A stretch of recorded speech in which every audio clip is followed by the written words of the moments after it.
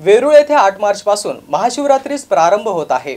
12वे ज्योतिर्लिंग असलेल्या श्री क्षेत्र वेरूळ येथे महाशिवरात्र यात्रा महोत्सव सुरळीत पार पाडण्याकरिता श्री घृष्णेश्वर देवस्थान ट्रस्ट आणि प्रशासन तसेच लोकप्रतिनिधी यांची गुरुवारी बैठक घेण्यात आली।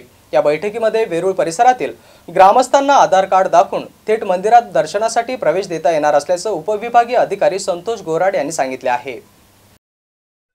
यावेळी भाविकांच्या सुरक्षेच्या दृष्टीने आणि त्यांना सुलभतेने दर्शन घेता यावे, कुठलाही अनुचित प्रकार घडू नये, पार्किंग, प्रवाशांच्या सेवेसाठी परिवहन महामंडळ सेवा, पोलीस प्रशासन, आरोग्य विभाग, भारतीय पुरातत्व विभाग, महसूल विभाग, वन विभाग, अग्निशामक दल, वेरूळ ग्रामपंचायत आदी संबंधित बैठक उपविभागीय अधिकारी यांच्या अध्यक्षतेखाली घेण्यात आली। या बैठकीमध्ये दिनांक 7, 8 आणि 9 मार्च दरम्यान पोलीस प्रशासन आणि यांनी विशेष काळजी घेण्याच्या सूचना उपविभागीय पोलीस अधिकारी विजयसिंग ठाकूरवाड यांनी केल्या आहे। यात्रा कालावधी दरम्यान पर्यायी मार्ग दौलताबाद टी पॉइंट, कसाबखेडा फाटा, वेरूळ भोसले चौक वळवण्यात आला आहे। तरी महाशिवरात्री दरम्यान या पर्यायी महामार्गाचा उपयोग करावा असे प्रशासनाच्या वतीने सांगण्यात आले आहे। यावेळी तहसीलदार स्वरूप कंकाळ, गटविकास अधिकारी प्रकाश नाईक, पोलीस निरीक्षक धनंजय फराटे, देवस्थान ट्रस्ट अध्यक्ष अनिल जोशी, विश्वस्त चंद्रशेखर शेवाळे, उपसरपंच विजय राठोड, माजी सरपंच सुरेश ठाकरे, राजेश वाकलेकर, सतीश लोखंडे, राजेंद्र कौशिके, गणेश हजारी, अनिल आव्हाड,